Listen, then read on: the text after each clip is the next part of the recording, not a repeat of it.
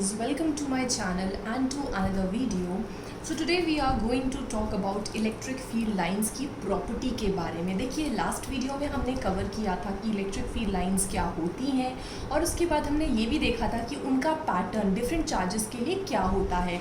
Like for a positive point charge के लिए क्या होगा, for a negative point charge के लिए क्या होगा, and for a system of charges, चाहे वो पॉजिटिव और नेगेटिव का हो या पॉजिटिव पॉजिटिव का हो या फिर एक infinitely large sheet of charge हो, तो उसके लिए क्या पैटर्न्स होते हैं वो सारे हमने देख लिए थे। ठीक है, लाइक दिस।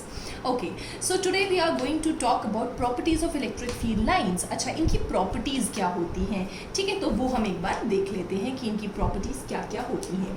तो जो नंबर वन प्रॉपर्टी होती है ना, again I am not going to write पूरा बुकिश वाली चीज़ें, ठीक है। मेरा मोटिव यहाँ पर ये है कि मैं आपको चीज़ें एक्सप्लेन कर दूँ, ठीक है, इजी से इजी तरीके में, ठीक है। तो आई वॉन्ट राइट पूरा लाइन्स और पूरे sentences, but yes I will include the keywords. Okay, हाँ, तो properties of electric field lines के बारे में हम बात कर रहे हैं। तो पहला जो पॉइंट है, पहली जो इनकी प्रॉपर्टी है वो ये कहती है कि जो इलेक्ट्रिक फील्ड लाइन्स होती है ना, दे आर कॉन्टिन्यूअस कर्व्स। ठीक है, दे आर कॉन्टिन्यूअस कर्व्स, लेकिन ये जो है ये क्लोज्ड लूप्स नहीं होती। ठीक है, क्लोज्ड लूप्स फॉर्म नहीं करती, कॉन्टिन्यूस होती हैं, लेकिन उसके बावजूद they do not form closed loops. अच्छा, इसका क्या मतलब हुआ?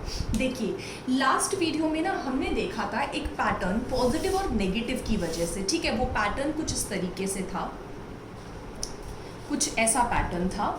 पॉजिटिव से इलेक्ट्रिक फील्ड लाइंस निकल रही थी और नेगेटिव पे एंड हो रही थी। ठीक है, तो देखिए यहाँ पे कॉन्टिन्यूटी तो है, लेकिन ऐसा भी नहीं है कि ये नेगेटिव के अंदर जा रही हैं या ये पॉजिटिव के अंदर जा रही हैं और ये क्लोज्ड लूप फॉर्म कर रही हैं। ठीक है, तो ऐसी तो चीज़ नहीं थी वहाँ पर। एक बार मैं फिर से बता दूँ कि क्लोज्ड लूप क्या होता है। ठीक है, what is actually a closed loop? Closed loop मतलब होता है कि ना किसी उसका कोई स्टार्टिंग जो है वो फिक्स्ड है, ना ही उसका कोई एंडिंग फिक्स्ड है। Are you getting it? मतलब closed loop is just like a circle, ठीक है, जस्ट लाइक एन एलिप्स, या कोई और भी फिगर हो सकता है जिसका ना कोई स्टार्टिंग पॉइंट फिक्स्ड हो ना कोई एंडिंग पॉइंट फिक्स्ड हो, तो यू कैन नॉट डिफरेंशिएट कि कहाँ से वो स्टार्ट हुआ या कहाँ पे एंड हुआ। ठीक है, they are no doubt they are continuous curves. अगर आप एक पॉजिटिव और नेगेटिव के लिए अगर आप इलेक्ट्रिक फील्ड लाइंस ड्रॉ करते हो तो जाहिर सी बात है पॉजिटिव से निकलेगी नेगेटिव पे जाएगी। ठीक है, पॉजिटिव से निकलेगी और नेगेटिव पे जाएगी, कुछ ऐसा है ना, ऐसा था। लेकिन इसका मतलब ये नहीं है कि इसके अंदर चली जाएगी। अंदर तो नहीं जाती ना, अंदर तो ट्रैवल नहीं करेगी ना। अगर अंदर ट्रैवल कर जाती तो ये पूरी एक ही पूरा एक लूप फॉर्म हो जाता। ठीक है, तो they are continuous curves but they are not closed loops. ठीक है, क्योंकि कोई भी लाइंस जो होती हैं, इलेक्ट्रिक फील्ड लाइंस जो भी होती हैं, they do not travel inside the charge body. ठीक है, अगर कोई एक बॉडी चार्ज होती है तो कभी भी इलेक्ट्रिक फील्ड लाइंस उस चार्ज के अंदर या चार्ज बॉडी के अंदर ट्रैवल नहीं करते हैं। मैंने क्या बोला? No field lines. ठीक है, तो कोई भी फील्ड लाइंस चार्ज बॉडी के अंदर नहीं होते, तो there are no field lines inside the charged body. ठीक है, अगर कॉन्टिन्यूअस कर्व है तो it will start from the positive end will end at the negative, लेकिन कोई भी क्लोज लूप फॉर्म नहीं होगा। So I hope that's clear for you. Now moving on to the next property which is obvious and जो कि हमने देख भी ली थी लास्ट वीडियो में। क्या कि अगर आपके पास एक फील्ड लाइन है, suppose that you have a field line moving from A to B, ऐसा कुछ इसका डायरेक्शन होगा। ठीक है, लास्ट में मैंने उसमें आरो नहीं बनाया था, पॉइंट्स नहीं बनाए थे, तो ए से भी ट्रैवल कर रही है इलेक्ट्रिक फील्ड लाइन। तो अगर आप किसी भी इलेक्ट्रिक फील्ड लाइन के टैंजेंट ड्रॉ करते हो एट एनी पॉइंट, तो आपको मिल जाता है direction of electric field at that particular point. ठीक है, कहीं पे भी आप टैंजेंट ड्रॉ करोगे तो आपको उस पॉइंट पे इलेक्ट्रिक फील्ड जो भी लग रही होगी वो इलेक्ट्रिक फील्ड आपको मिल जाएगी।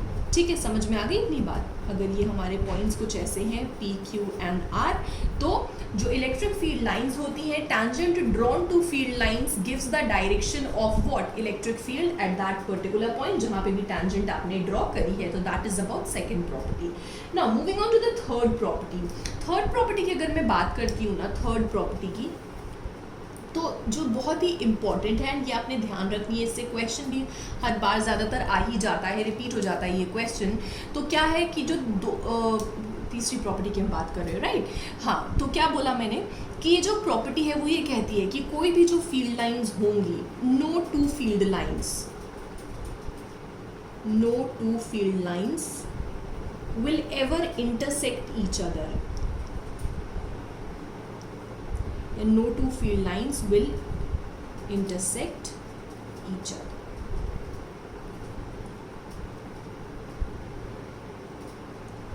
ठीक है, तो कोई भी जो दो फील्ड लाइंस होती हैं वो कभी भी इंटरसेक्ट नहीं करती, ठीक है, कभी भी दो फील्ड लाइंस एक दूसरे को क्रॉस नहीं करती। क्यों नहीं करती? अगर क्रॉस कर लेंगी तो क्या हो जाएगा, लेट्स सी दैट। अगर सपोज कीजिए हमारे पास एक फील्ड लाइन है A B and there is another field line C D, ठीक है, कुछ ऐसा, ओके तो अब होगा क्या, एक कॉमन इंटरसेक्शन पॉइंट आ गया। अगर आप इस पे टैंजेंट ड्रॉ करने जाओगे तो अगर आप इस फील्ड लाइन का ध्यान दोगे तो आपको इलेक्ट्रिक फील्ड का डायरेक्शन ऐसा मिलेगा, लेकिन अगर आप किसका ध्यान दोगे, अगर आप इस वाले इलेक्ट्रिक फील्ड लाइन को ध्यान में रखोगे तो आपको टैंजेंट ऐसी मिलेगी।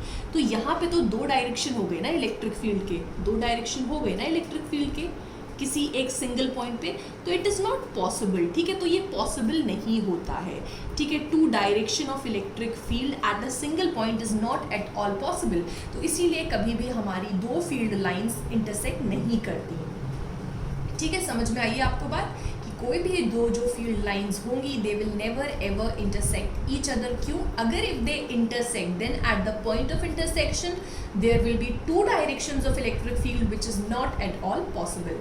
So I hope that's clear for you. Yeah, okay, now moving on to the next property.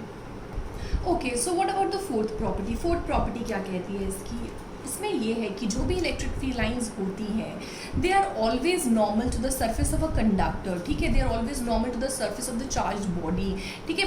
कभी भी ये जो इलेक्ट्रिक फील्ड लाइंस होंगी ये कोई और डायरेक्शन नहीं लेंगी। अगर सपोज कीजिए कि यहाँ से इलेक्ट्रिक फील्ड लाइंस निकल रही हैं ऐसे, ठीक है, नॉर्मल होगी सरफेस के, कभी भी ऐसा नहीं होगा कि कोई भी कंपोनेंट इलेक्ट्रिक फील्ड लाइन का मुझे ऐसा मिल जाएगा कि वो सरफेस के ही पैरेलल हो जाए, ऐसा कोई भी कंपोनेंट नहीं मिलता, ठीक है। There is no such component which is parallel to the surface of conductor, ठीक है। तो हमेशा electric field lines are always normal to the surface of the conductor या to the surface of the charged body, ठीक है। I hope that's clear. Now moving on to the fifth and sixth property. देखिए ये चीज़ तो मैंने आपको ये जो पैटर्न है वो बताया था मैंने लास्ट वीडियो में, एक बार हम उसको देख लेंगे यहाँ पे भी एंड यहाँ पे आपको पता चल जाएगा वो देख के ही, ठीक है। देखिए जब भी इलेक्ट्रिक फील्ड लाइंस का जो आप ड्रॉ करते हो ना इलेक्ट्रिक फील्ड लाइंस को for a pair of positive and negative charge, ठीक है, तो वहाँ पे क्या पैटर्न होता है वो तो आपने देखा हुआ है ना। लेकिन वो जो पैटर्न होता है वो कुछ इस तरीके का होता था,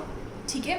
देखिए यहाँ पे ना मैंने सही से ज़्यादा फील्ड लाइंस बनाई नहीं है, लेकिन अगर आप इनमें ऐड करोगे ना फील्ड लाइंस तो आप क्या देखोगे कि ये जो फील्ड लाइंस होती हैं जो आप ऐसे बनाते हो, ठीक है, यहाँ पे दे कॉन्ट्रैक्ट, ठीक है। अगर आप ऐसे बनाते जाओगे तो यहाँ पे जो स्पेसिंग होती है ना that is very less in comparison to this spacing, ठीक है। तो for a system of equal and opposite charges जो इलेक्ट्रिक फील्ड लाइंस होती हैं व्हाट डू, दे एक्सर्ट या दे कॉन्ट्रैक्ट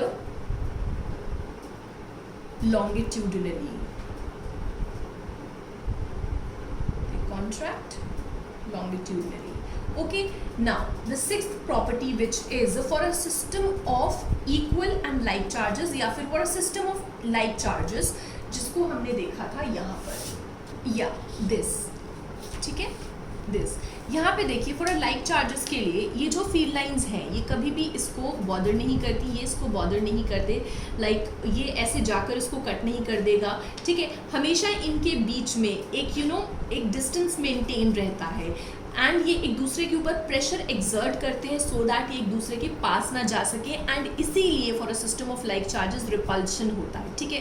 समझ में आ रही है आपको बात? रिपल्शन क्यों होता है? क्योंकि जो इनकी जो फील्ड लाइंस होती हैं for a system of like charges ये एक दूसरे के ऊपर लैटरल प्रेशर एक्सर्ट करती हैं एंड उसकी वजह से ही हम ये कहते हैं कि जो लाइक चार्जेस होते हैं वो क्या करते हैं, वो एक दूसरे को रिपेल करते हैं, exert lateral pressure. Okay, I hope that's fine with you. Okay, now moving on to the last property, seventh जो है, देखो मैंने बताया था ना कि डाइलेक्ट्रिक्स क्या होते हैं, इंसुलेटर्स क्या होते हैं, तो जो हमारी इलेक्ट्रिक फील्ड लाइंस होती हैं दे pass through dielectrics.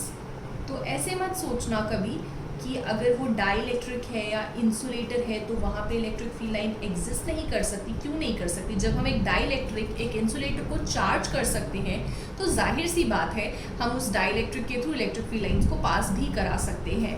Okay, so I hope that's clear for you. तो जो इलेक्ट्रिक फील्ड लाइंस होंगी they can pass through dielectrics. अच्छा, जो इसकी जो सबसे इंपॉर्टेंट एक प्रॉपर्टी थी वो क्या थी? वो ये थी कि no two electric field lines can ever intersect each other. ठीक है, अगर वो इंटरसेक्ट करते थे तो at the point of intersection there will be two directions of electric field which is not possible. So I hope that's clear for you. So that's all for properties of electric field lines. इसके अलावा मेरे को एक और चीज़ आपके साथ जो है वो डिस्कशन करना है। Let's talk about that. अभी हम ना इस पॉइंट पर पहुंच गए हैं कि हम इलेक्ट्रिक फील्ड इंटेंसिटी को और इलेक्ट्रिक फील्ड लाइंस को आपस में थोड़ा सा ना रिलेट कर सकें। देखो, इलेक्ट्रिक फील्ड इंटेंसिटी क्या होती थी? इलेक्ट्रिक फील्ड इंटेंसिटी वो समथिंग जो स्ट्रेंथ बताती थी इलेक्ट्रिक फील्ड की, इलेक्ट्रिक फील्ड कितनी ज़्यादा स्ट्रॉन्ग है।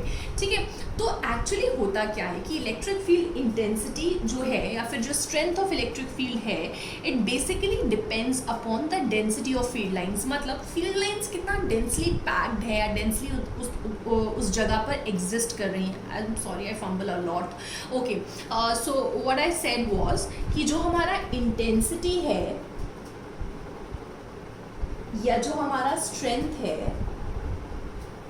इसका फील्ड का, जब मैं फील्ड बोलती हूँ तो उसका मतलब इलेक्ट्रिक फील्ड होता है। ठीक है, तो इंटेंसिटी जो है या जो स्ट्रेंथ ऑफ फील्ड है वो डिपेंड करता है किसके ऊपर? डेंसिटी ऑफ फील्ड लाइंस के ऊपर, डेंसिटी ऑफ फील्ड लाइंस के ऊपर।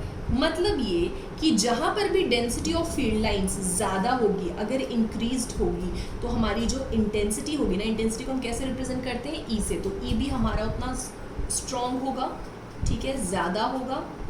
उसके बाद अगर ये डेंसिटी ऑफ फील्ड लाइंस जिस भी जगह पे डिक्रीज हो रही होंगी तो वहाँ पे हमारा जो ई है, इंटेंसिटी है, वो डिक्रीज हो रहा होगा एंड हमारी जो फील्ड लाइन है वो वीक होगी। ओके, समझ में आ रही है आपको बात? तो देखो मैं इसको ना ऐसे समझाती हूँ। लेट्स सपोज कि ये कोई एक क्रॉस सेक्शन है, this is some cross section and ये सारे जो पेन्स हैं they are representing field lines. ठीक है, ये ऐसे फील्ड लाइंस को रिप्रेजेंट कर रही हैं।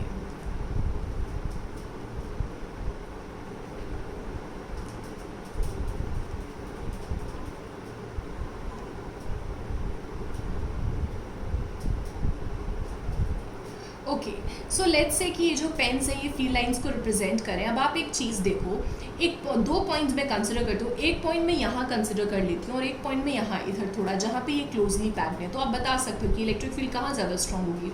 ऑब्वियसली बात है, जहाँ फील्ड लाइन ज़्यादा होंगी वहाँ पे इलेक्ट्रिक फील्ड स्ट्रॉन्ग होगी, और जहाँ पे फील्ड लाइन थोड़ा फार अवे हो गई, ठीक है, तो वहाँ पे इलेक्ट्रिक फील्ड जो है वो वीक हो जाएगी। ठीक है, एक और एग्जाम्पल के थ्रू मैं आपको समझाना चाहती हूँ। लेट्स से कि हमने ना कोई एक बॉडी है या फिर कोई एक चार्ज है जो मैंने इस पॉइंट पर रख दिया। लेट्स से कि this is my point charge Q. Okay, so let's take an example. Let's say कि मेरे पास एक चार्ज प्लस क्यू है एंड उससे फील्ड लाइंस कुछ इस तरीके से निकल रही है। ठीक है, there is a point P1 जहाँ पे वो कुछ क्लोजली स्पेस्ड होंगी, लेकिन there is a point P2 जहाँ पे उन्होंने कुछ डिस्टेंस को मेंटेन कर लिया, मतलब ये थोड़ा ना दूर दूर हो गई है। आई यू गेटिंग इट? तो हम क्या करेंगे, इन दोनों पॉइंट्स P1 P2 पे अलग अलग पॉइंट पे देखेंगे कि हमारी जो इलेक्ट्रिक फील्ड का जो इफेक्ट है वो कितना स्ट्रॉन्ग या कितना वीक होता है, दैट वी विल सी। उससे पहले एक चीज़ मैं आपको और बता दूँ, मैंने कहा था कि आप जो डेंसिटी ऑफ फील्ड लाइंस को ज़्यादा रखते हो, मतलब जो फील्ड लाइन ज़्यादा प्रेजेंट होती हैं इन एनी एरिया, तो वहाँ पे जो स्ट्रेंथ ऑफ फील्ड है उस पर जाहिर सी बात है फ़र्क पड़ता है। अगर फील्ड लाइन ज़्यादा होंगी तो इलेक्ट्रिक फील्ड स्ट्रॉन्ग होगी एंड अगर फील्ड लाइंस कम होंगी तो इलेक्ट्रिक फील्ड वीक होगी। तो आप इस चीज़ को रिलेट कैसे करते हो? आप ये कहते हो कि if there are number of field lines that is crossing any area, और अगर आप number of field lines crossing per unit area निकालते हो ना, तो that will give you the strength of field at that particular point. तो इसलिए मैंने ये एक फॉर्मूला लिख बना दिया अपनी तरफ से कि जो चीज़ आप बोल रहे हो वो मैंने इसको ऐसे एक्सप्रेस कर दिया कि number of field lines crossing per unit area if A is the area, और you can take S also if S is the area. ठीक है, तो वही सेम चीज़ हम यहाँ करेंगे। दो अलग अलग पॉइंट्स पे हम देखेंगे कि इलेक्ट्रिक फील्ड। अच्छा, अब एक चीज़ जो मैं आपको बताना चाहती हूँ वो ये कि देखो, जो डेल्टा ओम एंगल है that will be same for this area as well and this area as well. Okay, so what we will do is हम P1 पे देखेंगे कि एरिया कितना है एट P1। अगर आप एरिया निकालोगे तो आप क्या करोगे, आप करोगे इस एंगल को आप मल्टीप्लाई कर दोगे किससे, R1 के स्क्वायर से, ठीक है। तो what we will do, delta O multiplied by R1 square और हमें मिल जाएगा इस पूरे का एरिया, ठीक है। उसके बाद एट P2 पे जब आप एरिया निकालोगे तो आप इस एंगल को मल्टीप्लाई कर दोगे इस डिस्टेंस के स्क्वायर के साथ, delta O multiplied bye R2 square, ठीक है। ये हमने क्या निकाला है, ये हमने एरिया कैलकुलेट किया है ना, we have calculated the area. Now what we will see कि अगर मैं इलेक्ट्रिक फील्ड E1 निकालती हूँ एट P1, तो number of field lines let's say कि वो n है, ठीक है, field lines is n upon P1 पे के क्या एरिया था हमारा, R1 square into delta ohm था। Let it be question number 1। Similarly अगर मैं E2 निकालूंगी, फील्ड निकालूंगी एट पॉइंट P2, तो हमें मिलेगा n अपॉन जो भी एरिया इस पे निकल के आया था, like this, equation number 2. Now dividing the two equations by each other, n से n को कट जाना है। अच्छा, ये जो है डेल्टा ओम से डेल्टा ओम भी कट जाएगा और इधर हमारे पास आ जाएगा R1 स्क्वायर R2 स्क्वायर। मतलब इन जनरल हम ये बोल सकते हैं कि हम जो हमारा E है ना, that is inversely proportional to R square. मतलब क्या कि डिस्टेंस जितनी ज़्यादा बढ़ती जाएगी, हमारी इलेक्ट्रिक फील्ड की जो स्ट्रेंथ है या इंटेंसिटी है उतनी कम होती जाएगी। लेकिन अगर डिस्टेंस कम है, अगर R कम है, R कहाँ से कम है, चार्ज की पोजीशन से, चार्ज की लोकेशन से अगर R की वैल्यू कम होती है, डिक्रीज होती है, तो इलेक्ट्रिक फील्ड की इंटेंसिटी जो है that will increase. So I hope that's clear. वैसे अगर हम ये ना भी करते तो भी आपको फॉर्मूले से पता था, E is equal to 1/4 pi epsilon naught Q upon R square से भी पता था कि E is inversely proportional to R square. So I hope that's clear for you कि अगर डेंसिटी या फिर फील्ड लाइंस का जो भी नंबर है, अगर वो किसी भी पर्टिकुलर एरिया में ज़्यादा होता है तो हम क्या बोलते हैं कि वहाँ पे इंटेंसिटी विल बी स्ट्रॉन्ग। लेकिन जहाँ पे फील्ड लाइंस फार अपार्ट हो जाएंगी, ठीक है, वो क्लोजली पैक्ड ना होके एकदम थोड़ा दूर दूर अपनी डिस्टेंस को मेंटेन कर लेंगी, तो वहाँ पे जो इंटेंसिटी होगी या जो स्ट्रेंथ होगी फील्ड की वो कंपैरेटिवली कम हो जाएगी। So I hope that's clear for you. Now let's quickly wrap up this video here only and इसके आगे का we are going to discuss in the next video. So thank you for watching. And हाँ, अगर आपको कोई भी doubt होता है, अगर आपको कुछ समझ में नहीं आए तो you know what to do, right. अगर आपको कोई डाउट है तो या तो आप नीचे कॉमेंट सेक्शन में आप अपने डाउट डाल सकते हो। I will try my best to clear your doubts, और आप मेरे को ईमेल भी कर सकते हो on the email ID which is given in the description box.